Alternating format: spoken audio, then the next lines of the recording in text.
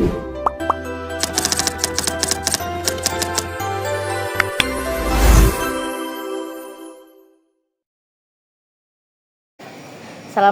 warahmatullahi wabarakatuh. Halo, perkenalkan nama saya Alia Susanti. Di sini saya mendapat tugas konseling sebaya.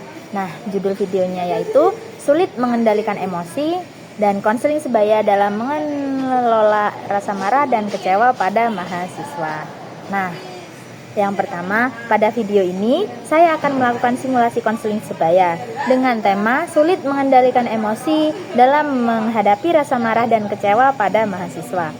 Emosi merupakan hal wajar yang dirasakan oleh setiap orang. Namun, terkadang ada beberapa orang yang mengalami kesulitan dalam mengatur emosinya. Nah, seperti mudah tersinggung, cepat marah, dan meluapkan emosi secara berlebihan, atau merasa menyesal setelah marah kepada orang lain. Nah, dalam kasus ini, konseli adalah seorang mahasiswa yang kesulitan mengontrol emosinya ketika menghadapi masalah. Konseli sering merasa mudah terpancing ketika menghadapi sesuatu yang tidak sesuai dengan harapannya, merasa tidak dipahami oleh orang lain, dan terkadang melampiaskan emosinya kepada orang terdekat. Nah, permasalahan ini cukup sering terjadi dalam kehidupan mahasiswa karena banyak hal yang bisa menjadi tekanan, seperti tugas kuliah, hubungan pertemanan, masalah pribadi, maupun proses menyesuaikan diri dengan lingkungan baru. Melalui konseling sebaya ini, konselor sebaya akan berusaha menjadi teman yang bisa mendengarkan, memahami perasaan konseli, dan membantu konseli menemukan cara lebih baik untuk menghadapi emosinya. Namun, konselor sebaya tetap memiliki batasan dan bukan pengganti konselor profesional. Halo, terima kasih Kak karena sudah mau berbincang dengan saya. Di sini Kakak bebas untuk bercerita apapun tanpa dihakimi dan akan saya dengar. Iya, makasih kembali Kak. Aku sebenarnya itu akhir-akhir ini merasa lebih capek sama diriku sendiri. Aku merasa emosiku itu gampang kesulut Kak, gampang naik. Sekarang coba Kakak ceritakan, apa sih yang membuat Kakak itu seperti itu, kayak emosinya itu gampang naik? Aku sering tiba-tiba marah, bahkan karena hal kecil. Karena kalau aku sering tiba-tiba marah, bahkan karena hal kecil. Kadang kalau ada teman yang ngomong sesuatu yang menurutku tidak enak, aku langsung kesal. Setelah itu aku merasa bersalah Kak. Oh, berarti Kakak sebenarnya ini tidak ingin marah seperti itu ya Kak, karena mungkin perasaan Kakak itu kecewa, jadi Kakak seperti itu. Jadi emosi Kakak itu langsung muncul dan setelahnya Kakak merasa menyesal ya Kak? Iya benar Kak, aku kadang merasa kenapa aku harus bereaksi seperti itu gitu.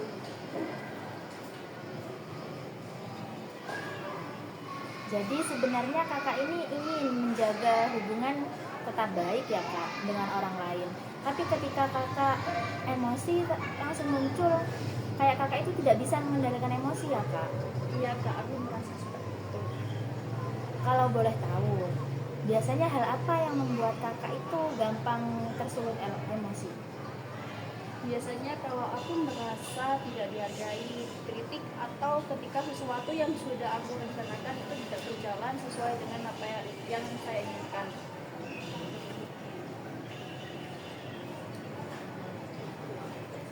Ketika Kakak mulai merasa marah ya, biasanya apa yang Kakak lakukan ketika marah gitu? Aku biasanya langsung diam Kak, atau kadang ngomong dengan nada tinggi. Nah, setelah itu apa yang Kakak rasakan selanjutnya? Aku merasa menyesal. Kadang aku berpikir harusnya tadi aku bisa untuk mengontrol diri.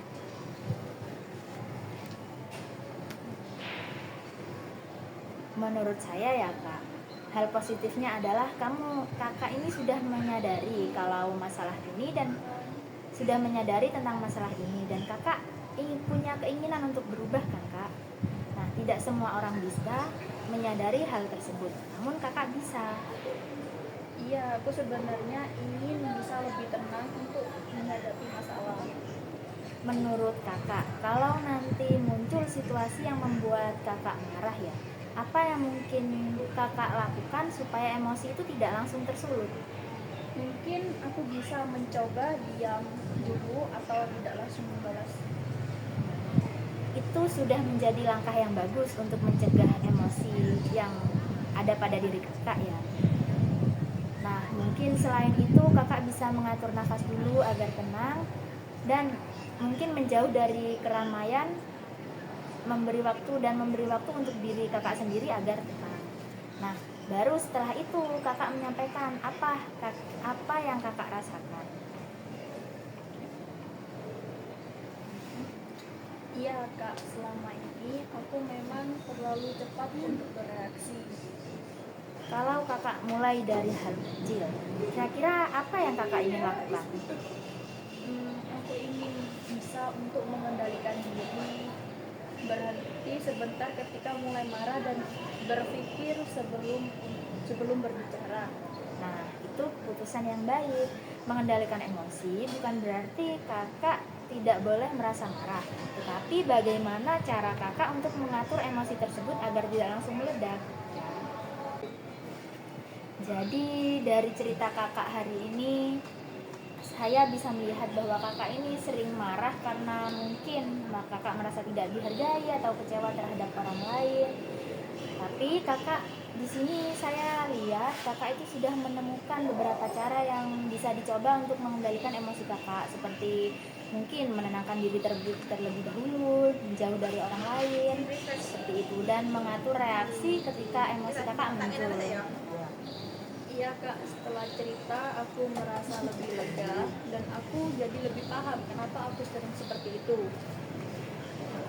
Saya senang kakak bisa cerita. Semoga langkah-langkah kecil ini bisa merubah kakak untuk bisa mengatur emosi kakak ke depannya dan bisa tenang dalam menghadapi masalah.